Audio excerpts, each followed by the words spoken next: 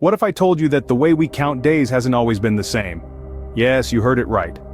Timekeeping, an essential part of our lives, has a rich and diverse history. Our ancestors found ingenious ways to track time, from observing celestial bodies to creating intricate devices.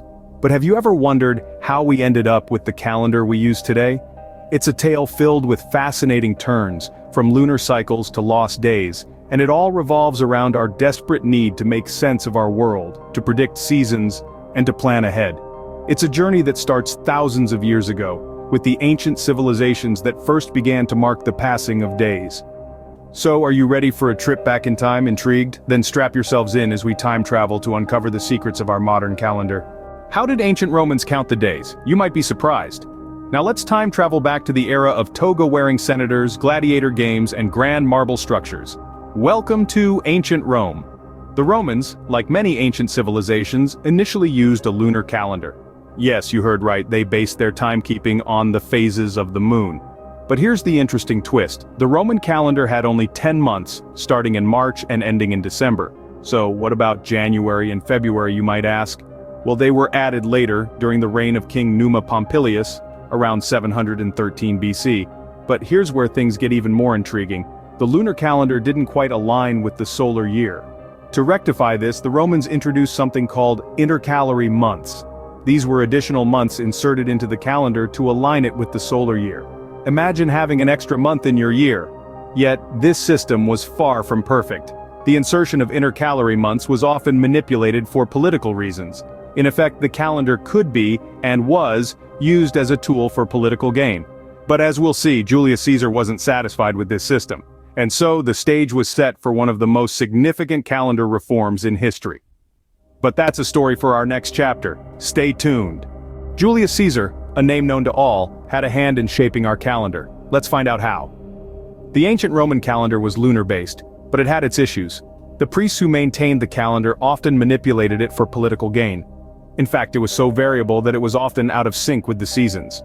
Enter Julius Caesar, the ambitious Roman general who rose to power and became the dictator of Rome. Caesar, being a progressive leader, saw the problems with the existing calendar system.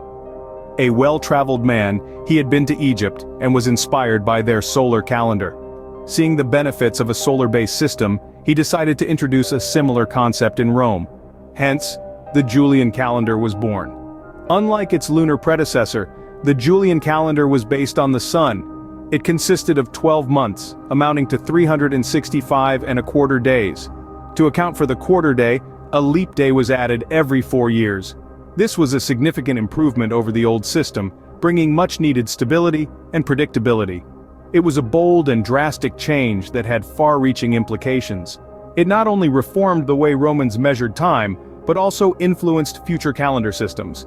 But even this system had its flaws, leading to another significant reform.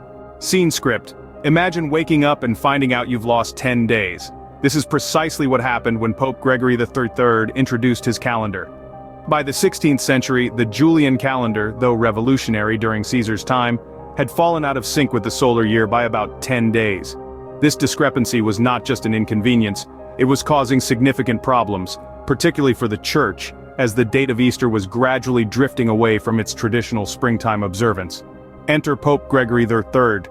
Appointed the head of the Catholic Church in 1572, he was a man of science and learning, who recognized the importance of an accurate calendar.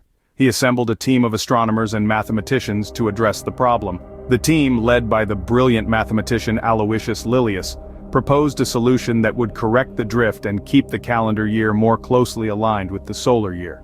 The Gregorian calendar, named after the Pope, was introduced in 1582. It made two significant corrections to the Julian calendar. Firstly, it adjusted the formula for determining leap years. Under the Julian calendar, every fourth year was a leap year. However, the Gregorian calendar proposed that while most centurial years would be common years, those divisible by 400 would remain leap years. This subtle change brought the calendar year more in line with the solar year. The second correction was more startling. To bring the date of the spring equinox, and thus Easter, back to its traditional place, 10 days were simply wiped off the calendar. People went to bed on October 4th, 1582, and woke up on October 15th. Imagine the shock. This new calendar, the Gregorian calendar, was more accurate than the Julian calendar. It corrected the drift and kept the calendar year more closely aligned with the solar year, but it wasn't immediately accepted worldwide. It took centuries for it to become the globally recognized system we use today. This calendar, with a few tweaks, is the one we use today, but how did it gain international acceptance? The path to international adoption of the Gregorian calendar wasn't smooth. Let's find out why. In the grand scheme of things, it's easy to assume that the Gregorian calendar was embraced by the world as soon as it was introduced. But the reality was quite different. The calendar's adoption was a slow and often contentious process that spanned centuries. The Gregorian calendar was introduced by Pope Gregory XIII in the late 16th century, but its acceptance was far from universal.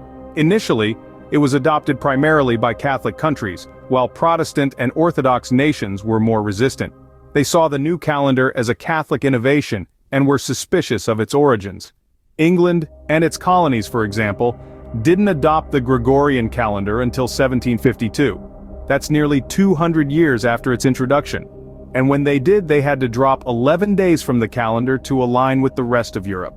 This led to a lot of confusion and even some protests. Imagine going to bed on the 2nd of September and waking up on the 14th. Russia was even later to the party. The country continued to use the Julian calendar until the early 20th century, making the switch in 1918. Again, this meant dropping a number of days to catch up. The day after the 31st of January was the 14th of February. Talk about a short winter. Even as late as the 20th century, some countries were still using their own traditional calendars alongside the Gregorian.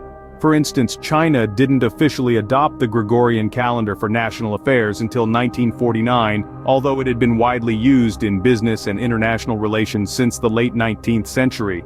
So why did it take so long? A lot of it had to do with cultural and religious differences, as well as political factors. But in the end, the accuracy and practicality of the Gregorian calendar won out. It's the calendar that keeps us in sync with the solar year, and that's something everyone can agree on. And now, here we are centuries later, all using the same calendar to mark the passage of time. It's a testament to how far we've come as a global society, and a reminder of the fascinating journey that brought us here. Now that we've journeyed through the evolution of our calendar, what surprised you the most? The evolution of our calendar is a fascinating journey, isn't it?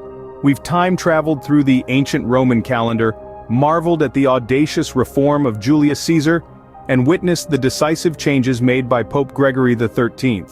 We've seen how the calendar we all know and use today was shaped by these historical figures and events, and how its adoption spread across the globe, uniting us in a common understanding of time. But the journey doesn't end here. There's always more to learn, more questions to ask. What do you think about the calendar's evolution? What aspects intrigue you the most? And how does this understanding of our calendar's history shape how you view your days, weeks, and years? We're eager to hear your thoughts, so don't hesitate to share them in the comment section below. If you enjoyed this temporal journey with us, don't forget to subscribe and hit the like button. Until our next fascinating journey together, stay curious.